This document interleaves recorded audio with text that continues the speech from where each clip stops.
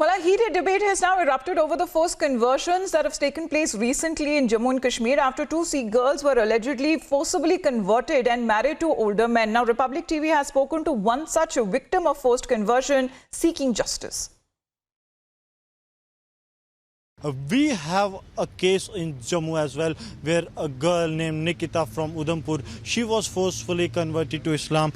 Nikita, मुझे ये बताइए क्या हुआ था, मुझे अपनी स्टोरी क्या है आपकी, किस तरह आपको जो है जबरन धर्मांतरण के लिए कहा गया? जी मेरा नाम नितिका है। Basically I am from Punjab. Mahmooda नाज जो कि उनकी मदर है, उन्होंने और आरफिन शाह जी ने मुझे ये बोला कि हम लोग बड़े लिबरल सोच के, कंजर्वेटिव सोच के हैं, तो हम आपको रिलीजन चेंज करने के लिए नहीं कहेंगे, तो आप इससे शादी कर लो। हम लोगों का जो मोटिव होता है वो ये होता है कि कोई विडो डाइवोर्स लेडी है, हम उस पर चुन्नी देते हैं सो दैट कि उनको एक सोशल सिक्योरिटी मिल जाए, उनको समाज में जीने का हक मिल जाए। तो एज एन अलॉन लेडी मुझे भी लगा कि अगर वो लोग मुझे फोर्स नहीं कर रहे कि मैं मुस्लिम बनूं, तो मुझे भी एक सोशल सिक्योरिटी की ज़रूरत है। हमारी जो शादी उन्होंने यहाँ से ले जाके पंजाब से यूपी सहारनपुर में कर दी, कलेर शरीफ में। As per Muslim norms and condition के हिसाब से हमारा वहाँ पे निकाह हुआ। निकाह में जो सिग्नेचर होते हैं, पहले मेरे लिए ये शॉकिंग था कि इन्होंने मेरा नाम नितिका से नफीज़ा आरफिन शाह रखा। जब मैंने उनसे पूछा कि आपने मेरा नफीज़ा आरफिन शाह नाम क्यों रखा, तो दे टोल्ड मी कि it was just an formality on paper, तो मैंने ज़्यादा बॉदर नहीं किया। उसके बाद जो हमारा निकाह होता है, मुझे नहीं पता था क्योंकि वो सारा उर्दू में होता है और मुझे उर्दू पढ़ना लिखना नहीं आती, तो उस पर जो साइन होते हैं वो पेरेंट्स के होते हैं, लेकिन उस पर साइन जो थे वो सारे इन्होंने मौलवी से करवाए, जो कि मुझे नहीं पता था। उस पर एक साइन मेरे, एक मेरे हस्बैंड के, बाकी मौलवी के, मतलब वो भी फेक था। इन्होंने जो ट्रैप किया मेरे साथ। उसके बाद ये मुझे हरिद्वार ले गए, वहाँ पे इन्होंने as per Hindu norms and condition के हिसाब से मेरी वहाँ मनसा देवी में शादी करवाई। मेरे पास हर चीज़ का प्रूफ, फोटोग्राफ, सारा कुछ है। उसके बाद मैं जलंधर आ गई, ये लोग उधमपुर आ गए। जब इन्होंने 2 और 3 डेज़ के बाद मुझे वहाँ पे बुलाया, मैं उधमपुर गई हूँ। 2 डेज़ वो नॉर्मल। 3rd डे मेरी जो मदर इन लॉ है महमूदा नाज, जो कि कैंसर पेशेंट खुद को कहते हैं कि मैं कैंसर पेशेंट हूँ, मैं उठ नहीं सकती, वो मकबूल शाह जो मेरे फादर इन लॉ है, मेरे ब्रदर इन लॉ जो सैयद इरफान शाह है, और मेरे हस्बैंड, इन्होंने रात को 1-1.5 बजे मेरी ये काउंसलिंग करी कि तू my mother in law told me कि आप मेरे हस्बैंड के साथ मैरिज कर लो, रिलेशन बना लो, because from 2007 to till I was unable to make physical relation with my husband, तो जो घर की बात है वो घर में ही रहेगी। तो रात को 2 बज रहे थे, इसलिए ज़्यादा कुछ ओवर एक्ट नहीं किया। मॉर्निंग में उन्होंने कहा कि चल तू ऐसा कर, हम प्रॉपर्टी तेरे नाम पे कर देते हैं, तो उन्होंने मुझे प्रॉपर्टी का भी वो दिया। आफ्टर दैट जब मैंने उनको रिफ्यूज़ किया, तो माई फादर इन लॉ जो मकबूल शाह जी हैं, उन्होंने कहा कि मेरे हस्बैंड को 20,000 दे के पर मंथ पे तू रख ले या मैं रख लेता हूँ 20,000 पे।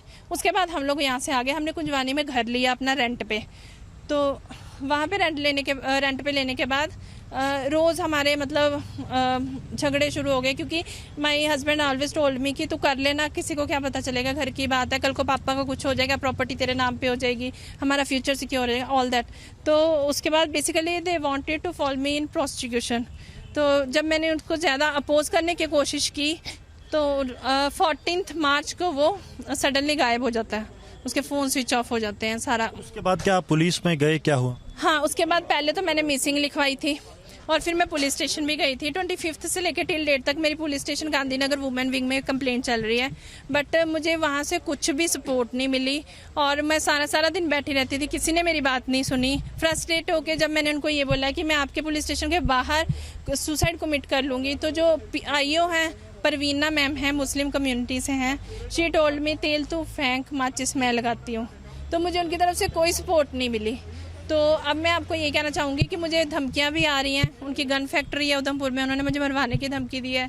उनका NGO है जियो और जीने दो, तारिक शाह के नाम से, उन्होंने उनके माध्यम से भी मुझे बोला कि हम आपको बदनाम कर देंगे, बिकॉज हमारे पास आपके कुछ न्यूड वीडियोज़ और फोटोग्राफ्स हैं, वो मुझे उस पर ब्लैकमेल कर रहे हैं।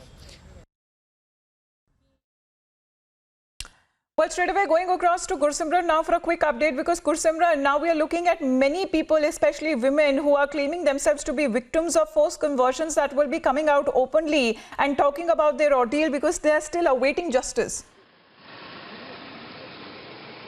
See, Amita, on the name of social security, the religious conversion is being done in Jammu and Kashmir, and Nitika Sen is example of this, how Nitika was converted to Nafiza on the name of social security, that she is a divorcee and she will be given a social security as this is the part of their religion, her husband claimed.